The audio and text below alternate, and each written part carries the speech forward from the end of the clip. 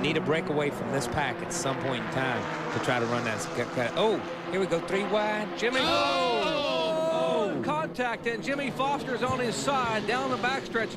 More cars coming through. Scott Kraling is involved.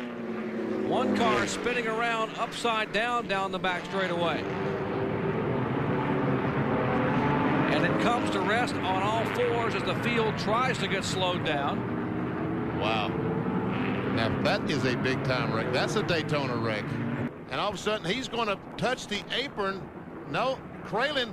Kyle, I think it's exactly what you were talking about before. The air and these little cars just moved them back and forth, and they just moved into each other. Yeah, it just moved the center car from left to right. It got away from him. He got in the outside car, came back across, hit Foster, pinned him on the outside wall with those 3 guys. It looked like Bill Elliott, myself, and Dale Earnhardt at Talladega last year when Earnhardt was up on the hood of our cars. Same kind of deal, and then everybody. There's the contact. Kraling and Kelly on the outside. They come across. Foster gets tagged in the right rear. His car gets on its side. Now look at the 11 car, Buford. He somehow gets by all this by staying to the inside. Buford, he runs Nashville on a regular basis. He's a good little race car driver. There's the 84 Brandon Head going by. Watch the 75 get clipped right there, the back end of his car, and car gets sideways, and the air just picks the car up. Once the car gets sideways, these cars, like we said before. Huffman as they, we have car spins. That's Shannon Bryan. Let's hope he doesn't get up into the. Oh, he did.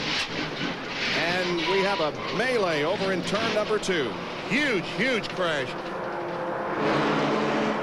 Looks like that Shannon Bryan might have gotten down on the apron of the racetrack, and when you get those left side tires down there on that flat part, you lose control, and that's exactly what happened. Let's hope that back of the field became involved. See, the Shannon Bryan is going around, and back across the racetrack he goes. Boom! Right there, right in the back. And then there's just no place to go. At 160 miles per hour, you just can't stop because you say, I want to stop. Comes Kelly. Oh, trouble. Big Crash, turn 3. One car upside down. I believe that's Eric Van Cleef, 82. Just check that. It's 92. Jimmy Britz. Well, they're off in the first turn here. And that 12 car got into the 82 car, and once they started turning over, oh my gosh, the 71 car almost went over. Just nowhere for these other cars to go. That was Britz, the last black car to pile in. And then this car, look, this last car here in the wreck, he finally gets between the apron and the banking, and he rolls over. The 12 gets into the back of 92 there. 92, shoots him up the track. Here comes the 71, the black He's car got piles nowhere to in. go, and that's a huge hit. That's a huge hit.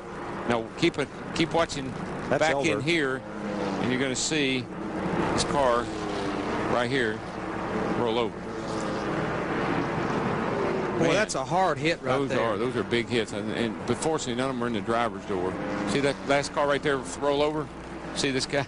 Yeah, that's Jimmy Britz. By 5 fingers signifying 5 laps to go, and one car is just tumbling end over end, side over side. That is Danny Bagwell's car, number 10. And looks like all the wheels there is that 3 wheels I see on the apron of the racetrack?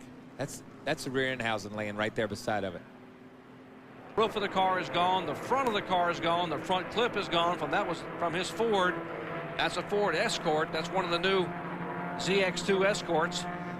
And now he lays down on the racetrack. He's after just that happy, wild flip. Just happy to be out of there right now. And there to the right of him. Let's see if we can see what happened to Danny Bagwell. Wow, car tumbling side over side. The windshield is gone. Parts and pieces flying off. The tires are gone. The axle, the rear end is gone. Motor parts out of the car. Oh, and the caution comes out, and it's going to come out as Shane Meal is on pit road. Kelly Sutton has wrecked. Tire. And Dick, I think that's the number 10 on its roof of Danny Bagwell, with a long slide.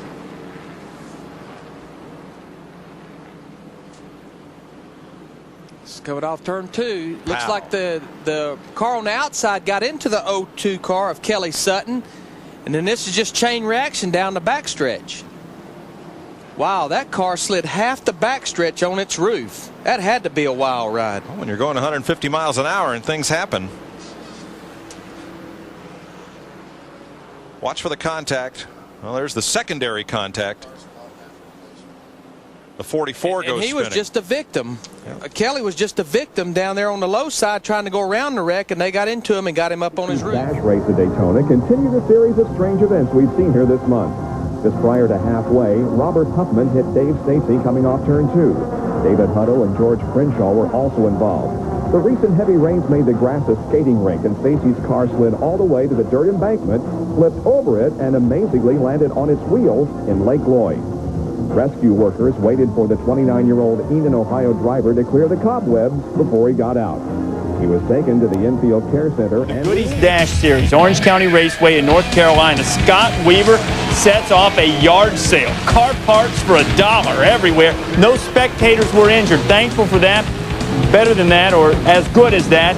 Weaver not seriously injured. Belt bruises, black eyes, and told us he's ready to race again next week. Rolling here in the tri-oval, and another car spinning. That's Edward Howell in the 07. Yes, it is.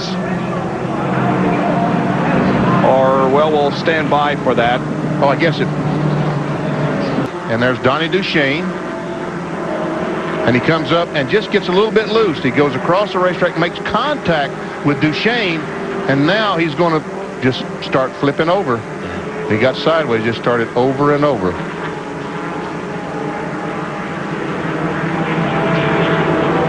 Looked like your dad back here in 1988, didn't it, Kyle? Exactly. And the one good thing about this one, and my father's both wrecks, saying something to you. Well, Hall, oh, we have a spin, and a couple of cars upside down. That's Hobgood. That's Jake Hobgood. I mean, Will Hobgood in 65. And the other car is 48, I believe. A.J. Frank, yes. So 2 cars upside down. One of them is still upside down. Sorry, he put Will Hobgood in the outside. Oh, and 48 gets a bump from the Robert Huffman car. He spins. And now Jake Hobgood gets bumped by Scott Weaver. And both those cars just get, the air just simply flips the cars over. Just picks them up as soon as they turn. Nothing had a chance to happen. As soon as the car got sideways, it was up in the air. Yes, it is.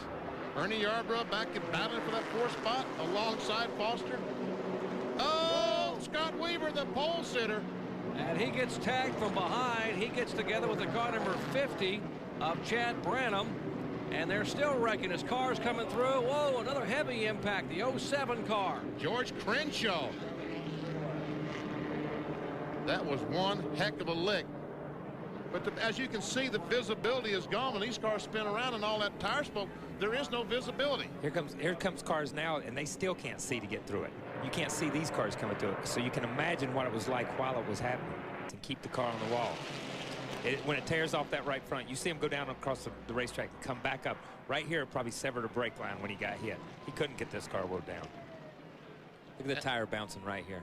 And, folks, that's what the people behind him are seeing. See all that smoke? We can't see what's going on, but neither can the cars behind him see what's going on. Watch the impact once again. Weaver is in the 2 car. He was the pole sitter up across the racetrack.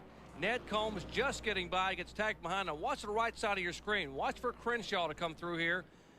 2 cars, 3 cars. There comes Crenshaw. Boom! Oh, my heavens. Because he could not see a thing.